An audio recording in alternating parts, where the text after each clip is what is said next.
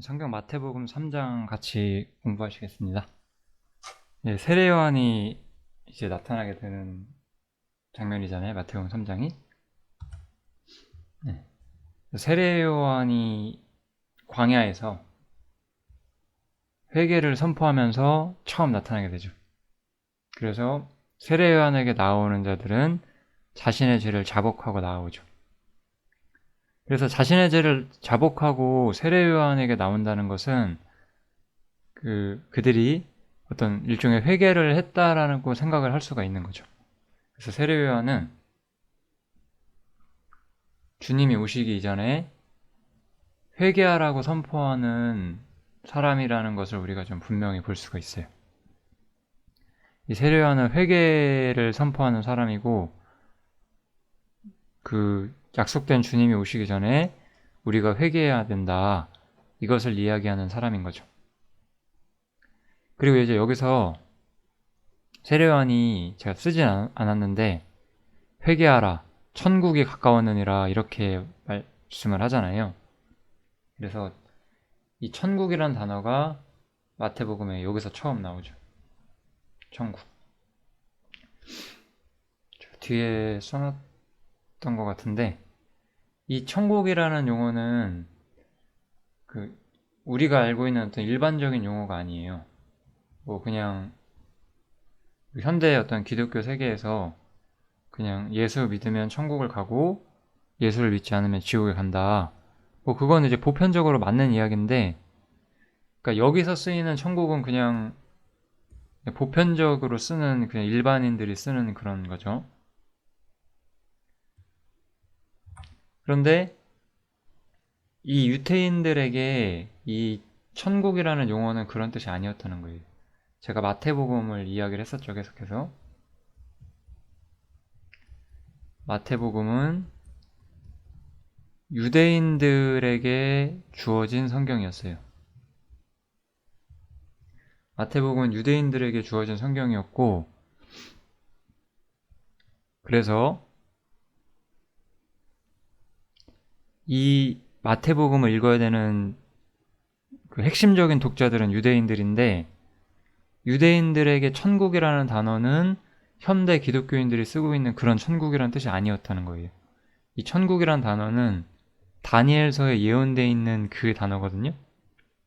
우리 다니엘서도 제가 이미 영상을 찍어 놨는데, 다니엘서 2장에 보면은 그 열왕들의 시대가 지나간 다음에 하늘의 하나님께서 한 나라를 세우실 것이다 라고 예언이 나오죠. 그리고 이 나라가 영원히 망하지도 아니할 것이고, 여러 가지 예언들이 나오게 되는데, 이 하늘의 하나님이 한 나라를 세우신다는 것에 핵심이 있는 거예요. 천국이라는 것은 뭐 우리나라 말로는 하늘 천자겠죠, 당연히. 근데 이 원어적인 의미로는 하늘에 있는 권세로 세워지는 나라다, 이런 뜻이에요. 그래서 하늘의 하나님께서 세우시는 나라다라는 특징을 가지고 있고, 그래서 죽으면 가는 천국이란 뜻이 아니라 하늘의 하나님께서 이 땅에 그 약속된 유대인들 가운데 다시 오셔서 한 나라를 다시 세우실 것이다, 그 예언이 바로 천국이라는 거예요. 그래서 제가 여기 써놨죠? 다니엘의 예언대로 하늘의 하나님께서 세우시는 나라고, 일반적인 용어로 쓰이는 것이 아니고요. 그때 뜨인 돌이 와서 모든 나라를 부수고 서게 되잖아요. 약속된 메시아가 천국을 세우러 오신다는 그것을 이야기를 하는 거예요. 세례 요한은 이 일을 위해서 부르심을 받은 거예요. 세례 요한의 역할을 다시 한번 정리를 해보면, 세례 요한은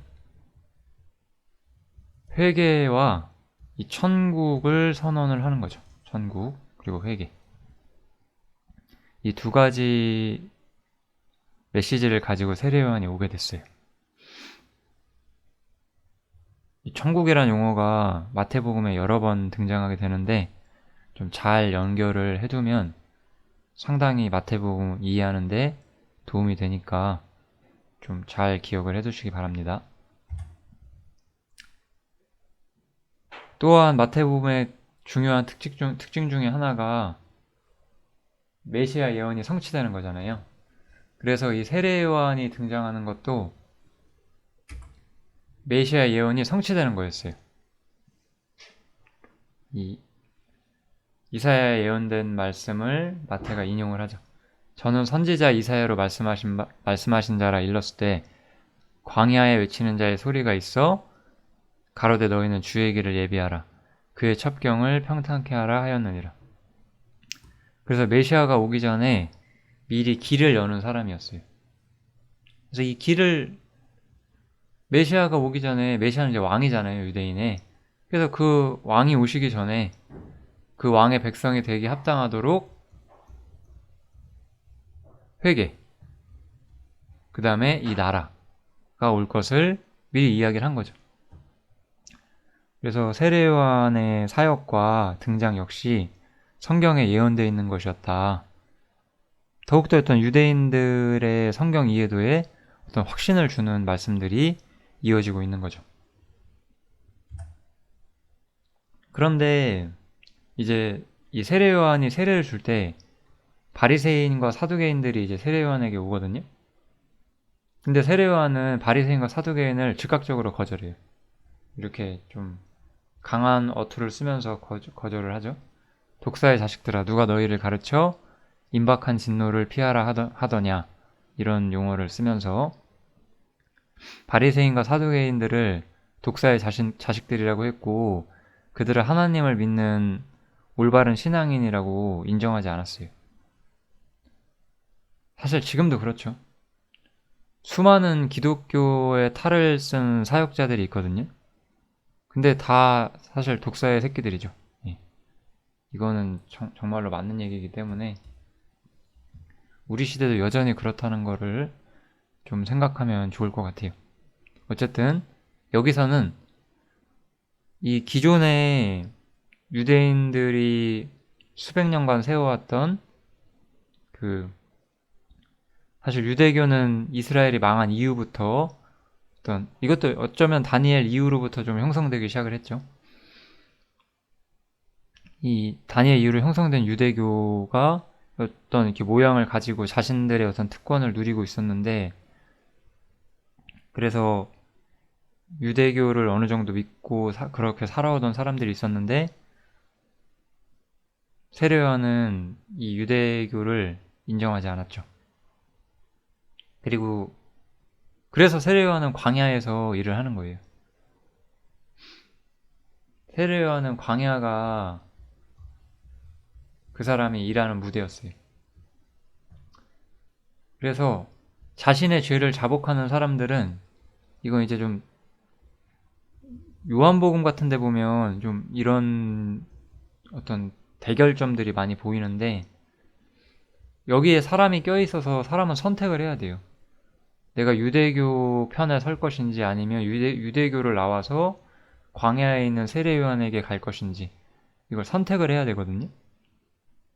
그런 식으로 사실 이 올바른 신앙이라고 하는 것은 세상과 믿음에 이렇게 한 발씩 두고 이렇게 살 수가 없어요. 우리는 온전한 믿음을 가져야 되고 그 이전의 세상을 떠나야만 해요.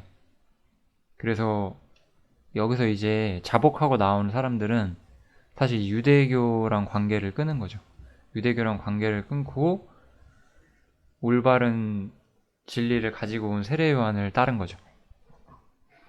그렇기 때문에 유대교는 잘못된 신앙을 가지고 있었고 이미 마음은 하나님에게서 먼 종교였기 때문에 거절당하게 되는 거예요. 역시 유대인이 가진 어떤 종교적이고 민족적인 특권들 이런 것들은 그들을 천국에 가게 할 수가 없었어요. 왜냐하면 이들의 신앙은 거짓돼 있었고 잘못돼 있었기 때문에 그래서 세례 요한이 이렇게 말하는 거죠. 속으로 아브라함이 우리 조상이라고 생각지 말라. 내가 너희에게 이르노니 하나님이 능히 이 돌들로도 아브라함의 자손이 되게 하시리라. 유대인이 자신들이 아브라함의 후손이고 자신들은 종이 아니라고 그렇게 정말 아무 생각 없이 믿고 있었던 사람들이 있었는데, 너희들이 가진 그러한 특권들은 너희들을 천국에 들여보내 주지도 못할 것이고, 너희는 아브라함의 조상도 아브라함을 조상이라고 부르지도 못하게 될 것이다. 이렇게 경고를 하는 거죠, 세례요한이. 이런 경고는 굉장히 좀 도덕적인 교훈이 돼요. 우리가 어떤 종교라고 하는 틀 안에 있다고 해서 우리 신앙이 절대 안전해지는 게 아니거든요. 신앙이란 것은 이 마음이 중요한 거잖아요. 내가 어디 있느냐, 이게 제일 중요한 거거든요. 내가 입으로 무엇을 말하고 무엇을 시인하든지 간에 그 사람 마음이 어디 있느냐가 훨씬 더 중요한 거예요. 그리고 이 마음에서 나오는 진실한 삶이 따라오게 마련이거든요. 이 마음이 없는 사람들은, 입으로 하는 사람들은 삶도 공허하게 마련이에요. 신앙적으로. 이제 거짓 신앙을 하면 이렇게 되겠죠. 이게 사실 되게 좀 중요한 교훈이 되잖아요. 아무튼 이제 다음 주제로 넘어가서, 요한은 물로 세례를 준다고 말을 해요. 이유는 회개케 하기 위해서. 요한은 회개케 하기 위해서 물로 세례를 주지만, 이제 예수님께서 오시면 예수님은 성령과 불로 세례를 줄 것이다. 여기 이렇게 이야기를 하죠. 그래서 이 성령과 불로 세례 준다는 말도 굉장히 오해가 많죠. 그래서 막 뭐 사람이 불 세례를 받아야 된다는 둥 좀 정신 나간 소리들이 많아요. 근데 이 문맥을 보면 이 성령 세례와 물 세례가 가진 특징이 분명히 보이는데, 이 성령과 불로 세례를 주고, 이것은 뭐래요? 여기 또 써놨죠. 손에 키를 들고 자기의 타작마당을 정하게 하사. 그러니까 자신의 위치를 정해준다는 뜻이에요. 쉽게 말하면. 네가 여기 속했는지 아니면 여기 속했는지, 네가 여기로 갈지 여기로 갈지를 정해준다는 거죠. 그래서 알곡은 모아 곡간에 들이고 쭉정이는 꺼지지 않는 불에 태우시리라, 이렇게 나와 있죠. 그래서 우리가 여기를 보면 이 불로 세례를 준다는 것은 이 꺼지지 않는 불에 태워진다는 뜻이라는 걸 우리가 문맥상 쉽게 볼 수 있거든요. 근데 이제 어떤 교회들은 이 불세례를 받는 것이 어떤 강력한 신앙적 체험이다, 막 내 가슴속이 뜨거워지고 이런 게 있다, 주님을 만나면, 이런 정말 되도 않는 미친 소리들을 하는 거죠. 그럴 수가 없어요. 하나님께서는 그런 방식으로 우리가 믿게 하지 않으셨고, 뭐 이런 부분들은 제가 로마서에서 충분히 말씀을 드렸다고 생각이 듭니다. 아무튼 요한의 세례는 물로 하는 세례였고 회개를 촉구하는 세례였어요. 근데 이제 예수님의 세례는 성령의 세례와 물의 세례였는데, 이 성령 세례는 앞으로 있게 될 성령 강림과 어떤 내주하심을 좀 볼 수가 있겠죠. 그래서 제가 이거는 사도행전 2장에 보면 성령 강림 사건이 나오는데, 그 부분은 제가 여기다 기록을 하지 않았고요. 직접 한번 읽어보시면 좋을 것 같고, 이제 바울 서신에 나오는 요 내용들을 좀 써놨는데, 고린도후서죠. 그래서 저가 또한 우리에게 인치시고 보증으로 성령을 우리 마음에 주셨느니라. 우리에게 인을 치시고 보증으로 성령을 우리 마음에 주셨다. 또 보증으로 성령을 우리에게 주신 이는 하나님이시니라. 이런 구절들이 나와요. 그래서 성령님께서는 그 이전에는 있지 우리 안에 마음속에 우리 마음에 보증으로 계셨던 분이 아니었어요. 여기서 이전이라 하면 예수님 이전 시대, 구약 시대요. 제가 뒤에서 다시 한번 설명을 할게요. 일단 성령 세례와 불 세례 이야기를 좀 마치고 나서 이렇게 성령 세례는 교회가 받게 되는 세례였고요. 이제 불 세례가 남았잖아요. 불로 주어지는 세례는 심판이죠. 이건 이제 마태복음에 나오는 건데 인자가 자기 영광으로 모든 천사와 함께 올 때에 이 일은 아직 오지 않았지만 조만간 오게 될 일이겠죠. 이때가 되면 이 왼편에 있는 자들, 오른편에 있는 자들은 영원한 나라를 상속받게 되고요. 이 왼편에 있는 자들은 예수님께서 이렇게 이야기를 하시죠. 저주를 받은 자들아, 나를 떠나 마귀와 그 사자들을 위하여 예비된 영영한 불에 들어가라, 이렇게 이야기를 하죠. 사실 여기가 어떤 지옥의 본 모습이죠.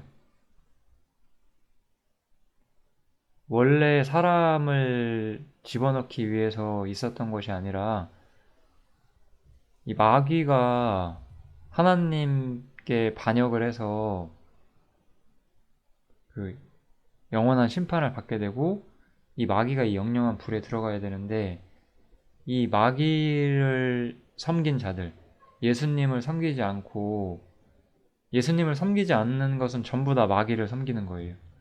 참 이것은 성경은 이런 거에 대해서 너무 단호하게 말하거든요. 내가 예수님을 섬기진 않았지만 마귀를 섬긴 건 아니다라고 말을 못해요. 왜냐하면 마귀는 이 세상의 왕이거든요. 그래서 내가 세상에서 그냥 충성되게 열심히 살았다. 그냥 마귀의 종이 돼버리는 거예요. 우리가 아무리 그것을 부인하려고 해도 마귀는 세상의 왕이기 때문에 세상을 자신의 무대로 삼고 사는 사람들은 그냥 멸망이에요. 어쨌든 이렇게 불세례, 성령 세례와 불세례가 나오게 되는데 성령 세례는 성도들에게, 신자들에게 주어지는 것이고 불세례는 믿지 않는 자들이 받게 되는 영원한 심판을 상징을 하고 있어요. 여기서 보면 이제 마지막에 주님께서 세례를 받으러 오시거든요. 제가 이 얘기를 같이 하면서 아까 제가 말씀드렸다시피 세례라는 건 구약 시대에는 없었고 성령 세례가요. 성령 세례라는 것이 구약 시대에 있었던 것이 아니라 이제 예수님이 죽으시고 부활하고 승천하신 이후부터 있게 되는 거라는 것을 마저 설명을 좀 해드릴게요. 일단 예수님께서 요한에게 세례를 받으러 오시는 것은 이거는 되게 좀 구약 성경에서 몇 번 볼 수 있는 어떤 장면들이거든요. 경건한 사람들과 자신을 어떤 동일시하시는 방법이에요. 이거는 마태복음에 로마서에 나오는 그 연합이라는 원리랑은 좀 달라요. 그런 연합이라는 원리를 말하는 게 아니라 어떤 나와 연결된 모든 사람들을 나에게 어떤 나 자신에게 짊어지우고 이야기를 하는 거죠. 예를 들어 이게 다니엘서인데 다니엘이 이렇게 말을 해요. 모세의 율법에 기록된 대로 이 모든 재앙이 이미 우리에게 임하였사오나 우리는 우리의 죄악을 떠나고 주의 진리를 깨닫도록 우리 하나님 여호와의 은총을 간구치 아니하였나이다. 이렇게 말하죠. 근데 이거는 이스라엘 전체는 이랬지만 다니엘이 그러지 않았던 건 아니잖아요. 다니엘은 그러니까 이스라엘 전체의 대표로 선 거예요.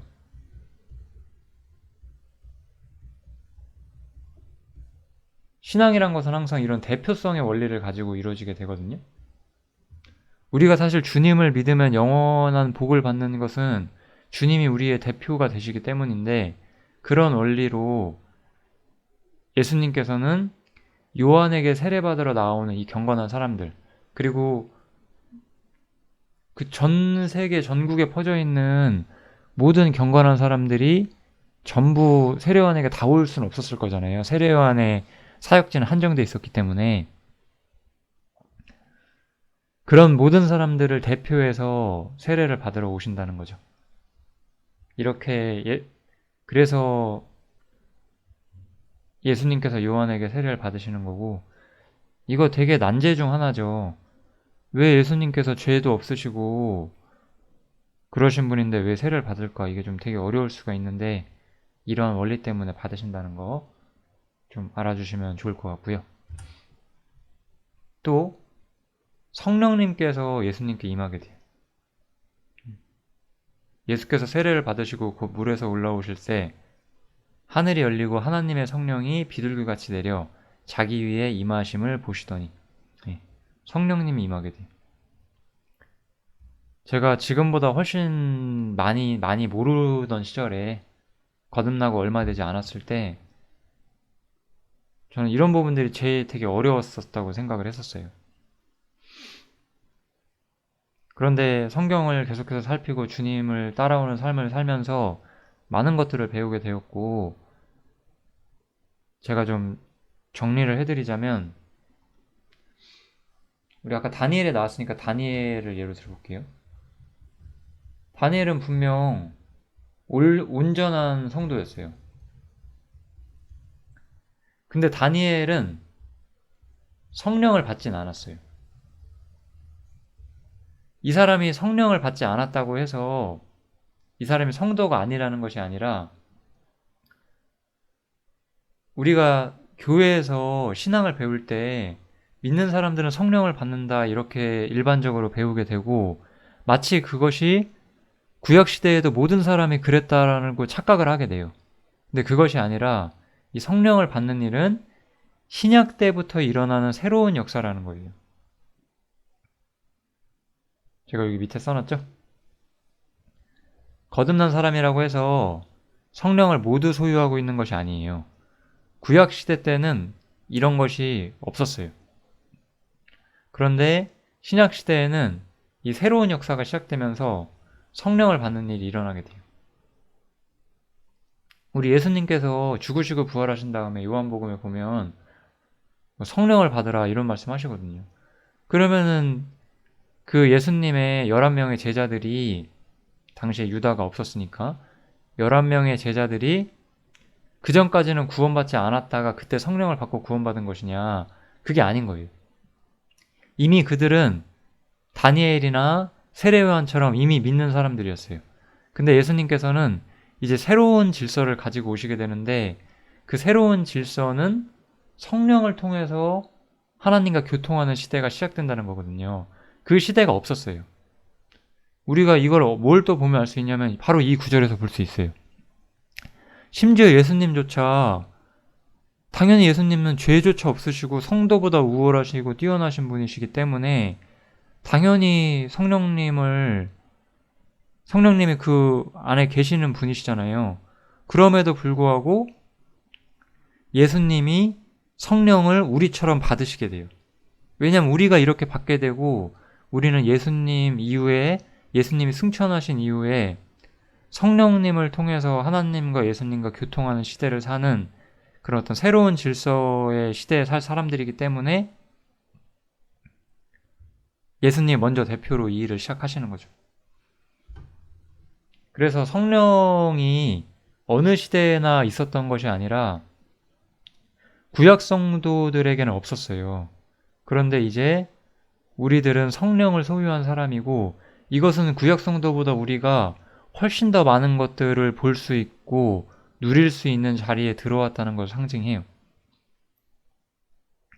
우리가 다니엘이나 이사야나 다윗 같은 사람 같이 더 충성되지 않을 수도 있고, 우리는 그런 것들을 부끄러워해야 되겠지만, 그럼에도 불구하고 다니엘이나 다윗보다 우리는 더 높은 위치적으로 소유하게 돼요.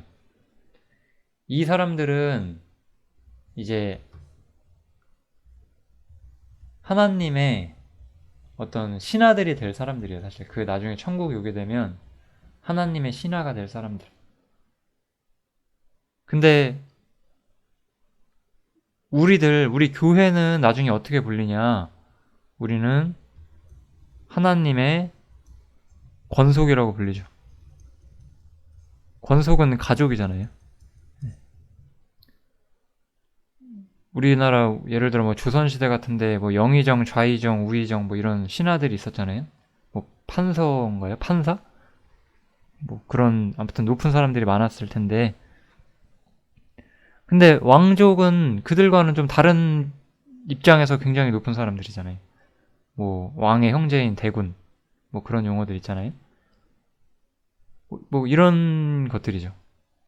그래서 성령님이 예수님께 임한 것은 또한 앞으로 우리가 단순히 거듭난 사람이 아니라 성령을 소유한 사람으로서 이전 성도들은 보지 못했던 것을 보고 이전 성도들은 누릴 수 없던 것들을 누릴 수 있는, 율법으로부터 자유해진다든지 죄로부터 자유해진다든지 세상으로부터 자유해진다든지 이런 것들을 누릴 수 있게 되는 모든 기초가 바로 성령님을 소유하게 되는 거거든요. 그래서 이 성령님이 임하시는 일은 예수님이 죽으시고 부활하기 전에 사람들에게 있었던 일이 아니었고, 먼저 예수님이 이렇게 임하시게 되고 예수님이 죽으시고 부활하신 이후에 사람들에게 임하게 되는 거죠. 그리고 또한 시편 2편 말씀이 또한 일부가 성취가 되는 걸 볼 수가 있어요. 여기 마태복음 3장에 보면 하늘에서 소리가 있어 말씀하시되 이는 내 사랑하는 아들이요 내 기뻐하는 자라 하시니라. 아들의 예수님을 아들이라고 불리는 장면이 나오죠. 그래서 시편 2편에 보면 내가 영을 전하노라 여호와께서 내게 이르시되 너는 내 아들이라 오늘날 내가 너를 낳았도다. 이렇게 예언의 말씀이 나오죠. 예수님은 아들로서 열방을 유업으로 소유하게 될 거예요. 아직 제가 일부 성취됐다고 쓴 이유는 모든 게 성취되지 않아서 그래요. 예수님이 하나님의 아들로서 선포되는 일은 이미 성취가 됐어요. 그러나 아직 열방, 온 세상이 예수님의 소유가 되진 않았어요. 그런 날이 곧 올 거예요. 우리는 그러한 날을 기다리는 사람들의 하나죠. 그래서 열방이 예수님의 소유가 되는 날이 오게 될 것이고 아직 그 일은 일어나지 않았죠. 그리고 우리 CCM 중에서 너는 내 아들이라 이 노래 가사가 있거든요. 근데 저도 옛날에 그 가사를 본 적이 있는데 마치 우리인 것처럼 써놨는데 우리가 교훈적으로 어떻게 생각해도 상관은 크게 없지만 엄밀하게 그런 구절들은 우리를 나타내는 것이 아니라 예수님을 나타내는 것이다. 이런 것도 좀 우리가 약간 좀 더 정확히 성경을 보는 습관을 들이면 좋을 것 같습니다. 마태복음 3장은 여기까지 하면 될 것 같고요. 3장에 좀 중요한 내용이 많아서 잘 정리를 해 두시면 좋을 것 같습니다. 감사합니다.